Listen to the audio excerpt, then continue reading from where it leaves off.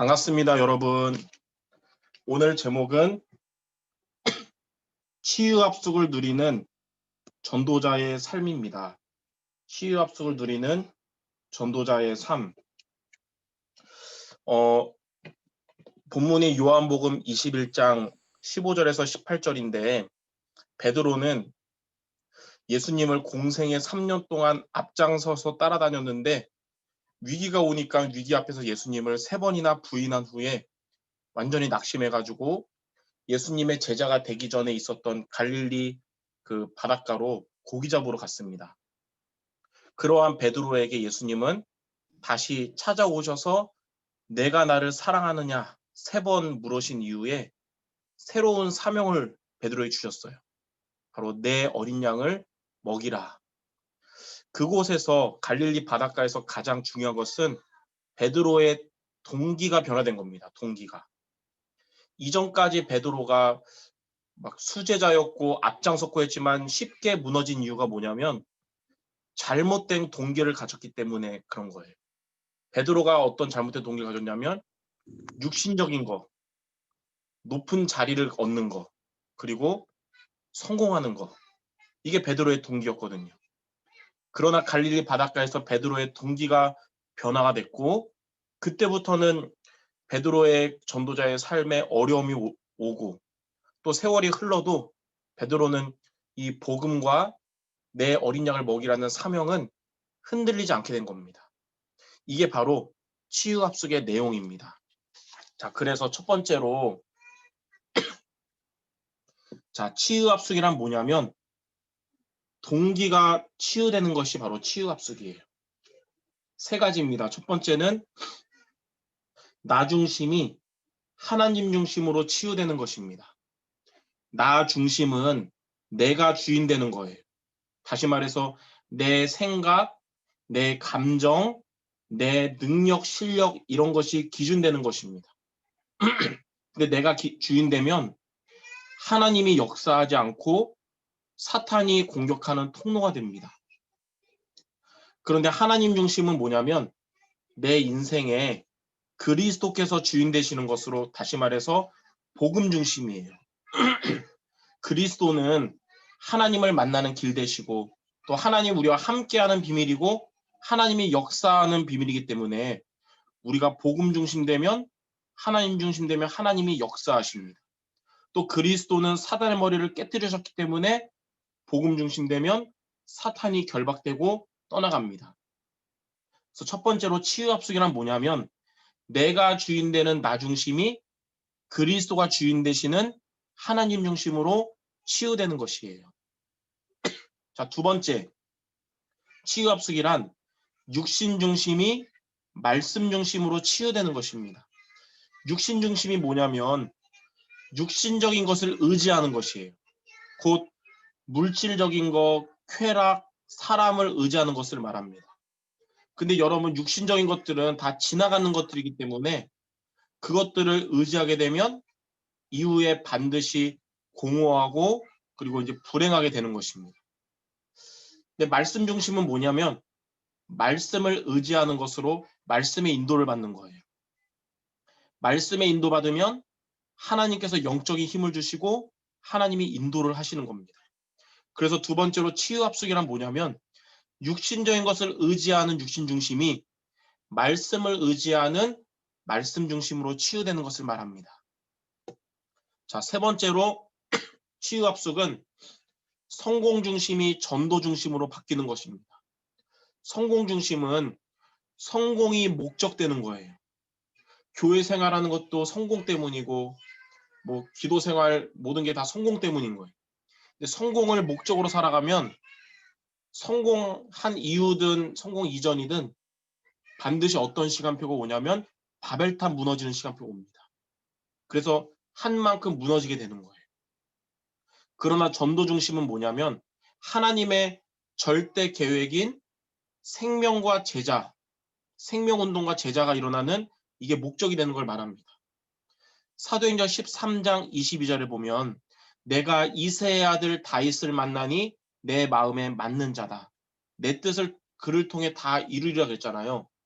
우리가 공부하는 거, 또 밥 먹는 거, 친구 만나는 모든 것이 전도 목적으로 살아간다면 하나님은 하나님의 뜻을 여러분을 통해서 이루어 주실 겁니다.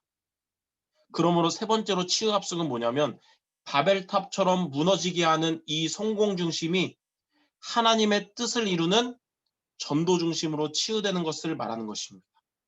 이 세 가지 치유가 되는 것이 바로 치유 합숙을 누리는 전도자의 삶이에요. 자, 그러면 두 번째로 이러한 치유 합숙을 누리려면 우리는 어떻게 해야 될까요? 우리의 진짜 동기가 하나님 중심, 말씀 중심, 전도 중심이 되려면 우리는 어떻게 하면 될까요? 미션을 붙잡아야겠죠. 첫 번째는 하나님의 택하심과 부르심을 알고 감사할 때 나 중심이 하나님 중심으로 치유가 되는 겁니다. 에베소서 1장 4절 5절에 보면 하나님은 우리를 그리스도 안에서 창세전에 그리스도 안에서 우리를 택하셨다 그랬어요. 저와 여러분을 하나님 자녀로 삼으신 것은 하나님은 온 세상을 창조하기 전에 아담과 하와를 창조하기 전에 이미 우리를 하나님 자녀로 택하신 것을 이미 다 계획하신 거예요. 요한복음 15장 16절에 보면 예수님이 말씀하셨어요. 너희가 나를 택한 것이 아니요 내가 너희를 택하여 세웠다 그랬어요. 우리가 하나님을 선택한 것이 아니고 하나님이 우리를 택하시고 부르신 것입니다. 자, 하나님이 나를 택하시고 부르신 사실은 우리가 예배를 통해서 믿어지게 됩니다. 예배는 뭐냐면 하나님을 만나는 시간, 또 하나님이 함께 하심을 체험하는 시간, 또 예배는 하나님의 뜻을 깨닫는 시간이에요. 그렇기 때문에 우리가 예배를 통해서 하나님이 나를 선택하셨고 나를 불러주셨다는 사실이 믿어질 때 하나님께 감사하게 되고 우리의 중심이 나 중심에서 하나님 중심으로 변화가 되는 겁니다.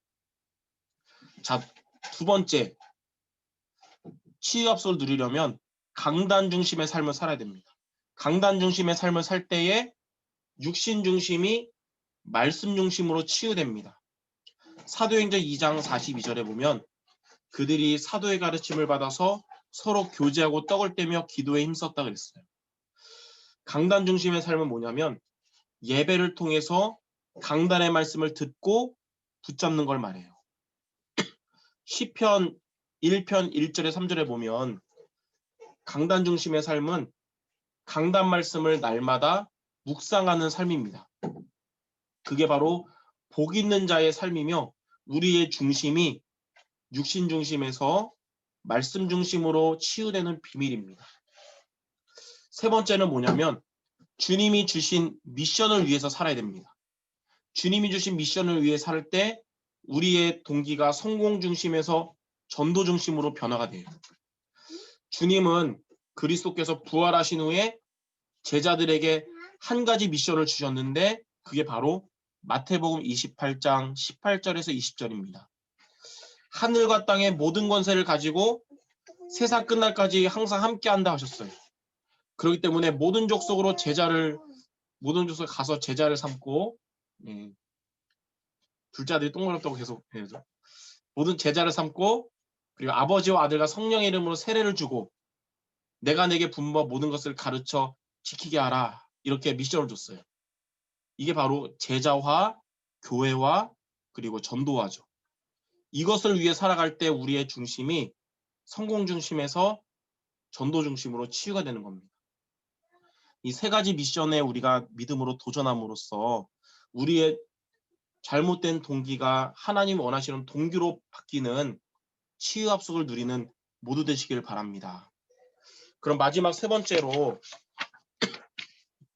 이렇게 우리가 치유 합숙을 누리면 어떻게 될까요? 우리의 동기가 하나님 중심, 말씀 중심, 전도 중심으로 되면 어떠한 축복이 오냐면 세 가지의 응답이 옵니다. 첫 번째는 가장 먼저 나 자신이 살아나게 됩니다. 그 말은 그리스도가 나의 주인 되신다는 거예요. 여기 갈라디아 2장 20절 말씀처럼 이제 내가 사는 것은 나를 사랑하사 나를 위하여 자기 몸을 버리신 하나님의 아들을 믿는 믿음 아래서 사는 것이다. 내가 주인 되면 좋은 말 같지만 그거는 나를 무너뜨리고 죽이는 말이에요. 그리스도가 나의 주인 돼야 내가 살아나는 것입니다. 두 번째는 교회가 살아나게 됩니다. 그리고 여러분의 대학 현장에 지교회가 살아나게 됩니다. 교회에서의 헌신의 동기, 여러분 지교회에서 하는 모든 헌신의 동기가 옛날같이 뭐 축복받으려고 뭐 그런 게 아니라 하나님을 사랑하는 마음을 사랑하는 동기를 가지고 헌신하게 돼요. 데살로니가전서 1장에 보면 데살로니가 교회 성도들도 뭐라고 하냐면 믿음의 역사, 소망의 인내, 그리고 수고는 뭐냐면 사랑의 수고로 했다 그랬어요. 하나님을 사랑하는 마음으로 수고를 했어요. 그게 동기였어요. 근데 데살로니가전서 1장 7절에 보니까 이 교회가 모든 믿는 자의 본이 되었다 그랬습니다.